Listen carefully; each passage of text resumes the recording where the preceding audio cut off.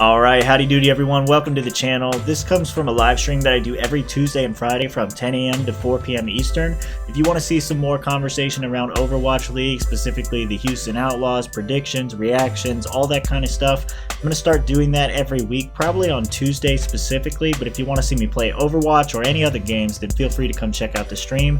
Again, every Tuesday and Friday, 10 a.m. to 4 p.m. Eastern.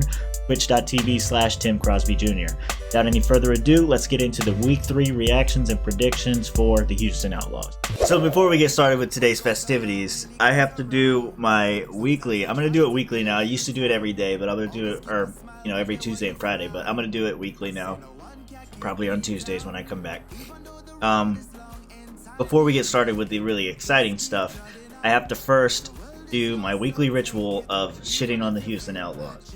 And that's the wrong way to put it, because I really want them to do well. I really do. I want them to win. I like the team. I like that there's a lot of Americans on the team, and I want them to do well. And they just haven't been doing well.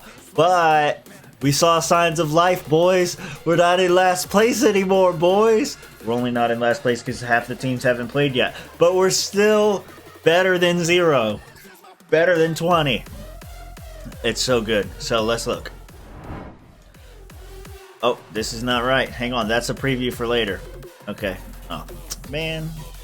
Look, now I gotta adjust this. There we go. So look. I can see the sparkles. I'm very sparkly today. Get over it. So, look, the Houston Outlaws are technically in 13th place right now. But that's only because everyone underneath them hasn't played yet. Oh, wait, actually, hold up. The Dallas Fuel are doing just as bad, probably worse. That makes me feel good. Houston, I picked the right Texas team. I used to live in Dallas, so I thought about Fuel for a second, but I was like, it's kind of fishy. Houston, we'll go Houston. Yeah, okay, so I made the right choice there. LA Gladiators, they only played one match though. Anyway, let's talk about what happened in week 4. Because this was pretty intense. This was kind of do or die. So I didn't make a prediction last week, and I wanted to.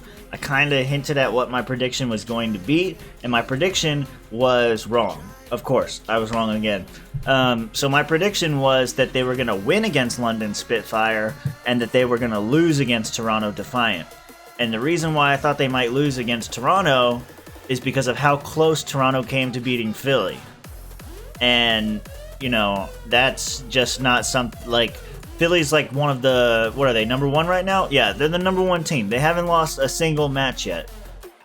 Going up against Houston, who's lost every match up to this point. So I didn't think it was going to be possible. But I was wrong. And so they lost to the London Spitfire. Now, London Spitfire, I don't know. I'm not sure why Houston lost to the London Spitfire. This is a match that I feel like they should have won. It's a rookie team. They're in my eyes a lesser team. But then I saw a match with them. I think it was last week. I'm trying to remember who it was against. What? Yeah, it was the Justice. It was against Washington Justice. And this is when I realized that my prediction might be wrong, because when they played the Washington Justice, they broke the record for the fastest full hold in Overwatch League. The London Spitfire did against Washington Justice. And if you remember, the Washington Justice beat the shit out of the Houston Outlaws 3-0. So maybe the way that I'm trying to do these predictions is wrong. Going off based off, okay, well, they played these guys and won, so now when they're playing these guys, they'll win. I don't know if that's wrong or not, but I was surprised. And, everybody on the prediction table at Watchpoint, they all said the same thing. They all thought that Toronto was going to win. I don't know what they thought about London, but I thought that this was their best shot to win. And when I watched them lose this on Saturday, I was a little upset, and I thought it was close though. Like, obviously it was close. It was 3-2. I think they had a draw in there at some point as well. Does this show it? I've never hit this button. I don't know what it does. Could take us to an extreme website. Get out of here. I want to see. Just wanted to close some windows. No. Okay.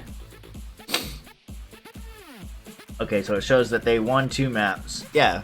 Yeah, so they were getting ready to come back with this reverse sweep shit. Like, they got their ass beat the first map, and then they had some life in them, and then they took over, and then they dominated, and then they lost.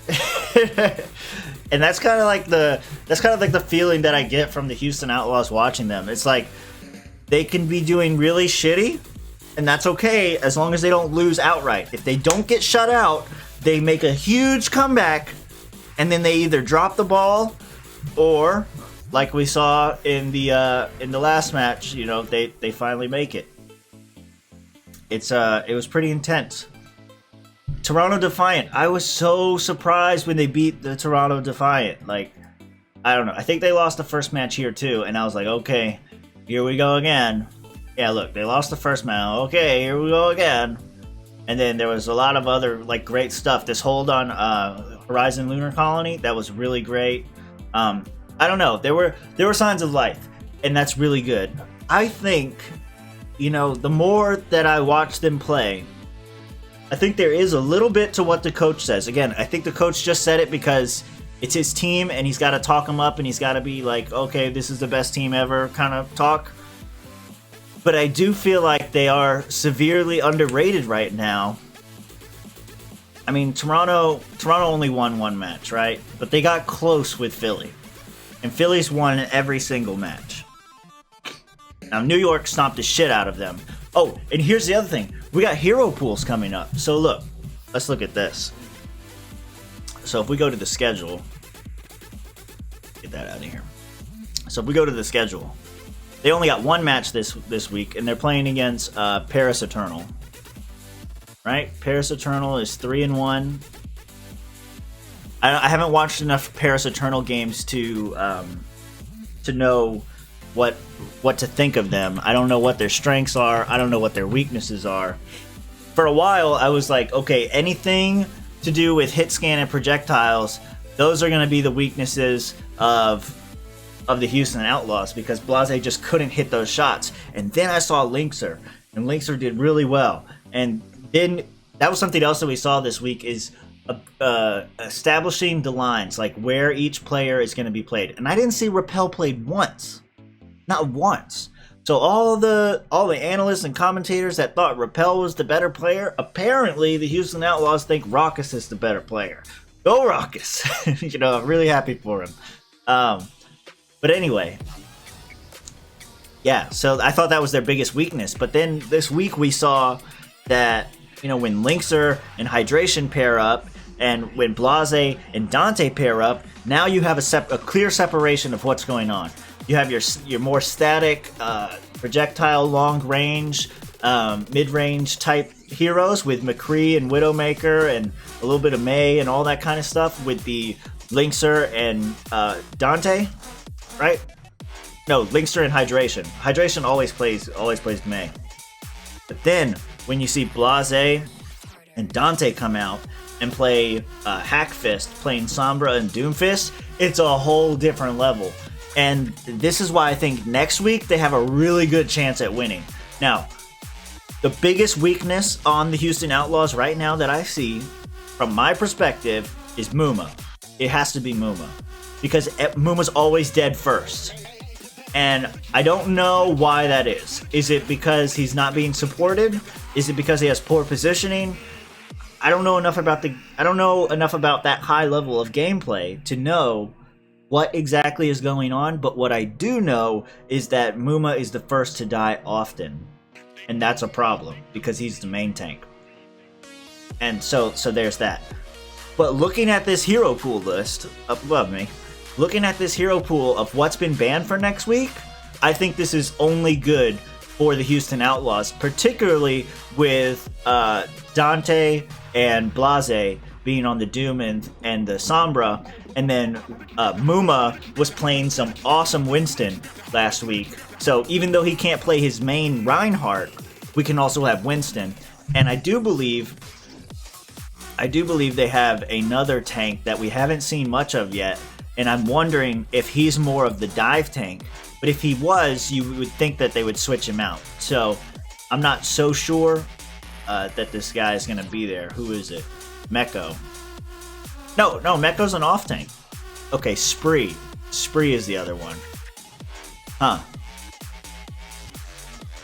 He's an off tank as well, though. But Meko's just better. Meko's just better. So, I mean, I don't know. I haven't seen him play a whole lot. But I would imagine that Meko's just better. And that's why they have him out there. So, yeah, I think next week going up against Paris Eternal, it depends on what their dive game is. It really does. Because I think Blase and Dante are going to dominate the fuck out of a lot of people with this going on. With no Mcree, no Widow. So, like, Blase's like, thank God I don't have to play hit scan, you know? And, yeah, I think it's going to be great. Maybe we'll see some hydration in there with the Mei walls for a little bit of support or whatever. But, you know, he'll throw up a Mei wall and Doomfist will punch somebody right into it. I don't know. But, yeah, I think it's going to be a good week. If they beat Paris, I think this is going to be really good. Like, what Paris has they'll go 3-2. And then they'll be 2 and whatever they are, 5. Yeah, 2 and 5. But that'll put them up above all these people. You know, who would have ever thought that they were better than the Atlanta Reign or Los Angeles Valiant? Any of that. I don't know. Maybe you did. I'm hoping they are. I'm excited. I'm excited. And with the end of this week coming up, you know what? Actually, now that I think about it, I think I'll get to see Paris in person. Yeah, I will. Because when they go to Florida next week, not this week, next week, I'll be able to see London Spitfire, Boston, Washington. I'm going to be rooting for Washington against Toronto. I think I've decided that Washington is my second favorite team. So, you know, that's another team I just really want to do well. I love Stratus and Corey. I think that they're great. I think they have great personality. I think they're American. Everything about them is good. So I want them to do really well. And then, you know, of course, I want to see... This is going to be a shit show. This is going to be a shit show. This might be actually pretty good. I'm hoping that Washington cleans this one out. And what I mean by shit show is like New York's going to stomp Atlanta. Philly's going to stomp London. Like that's what I mean by that. I don't know. We're getting way ahead of ourselves. So here, let's go to this one then. Toronto versus Florida. I don't know. Houston and Paris. I really hope Houston wins. Washington, I want Washington to beat up Boston because Boston is not that fucking good, okay? They shouldn't have won against the Houston Outlaws, and they did, and it really pissed me off. And so I want Washington to win really bad. Philly versus Paris. I mean, I'm going to be watching, I guess. I don't know. Washington versus New York. I feel like New York is going to win, but I want Washington to have a good showing. And then, you know, I guess for Paris and Philly, I mean, Philly's number 1, right? So they gotta win.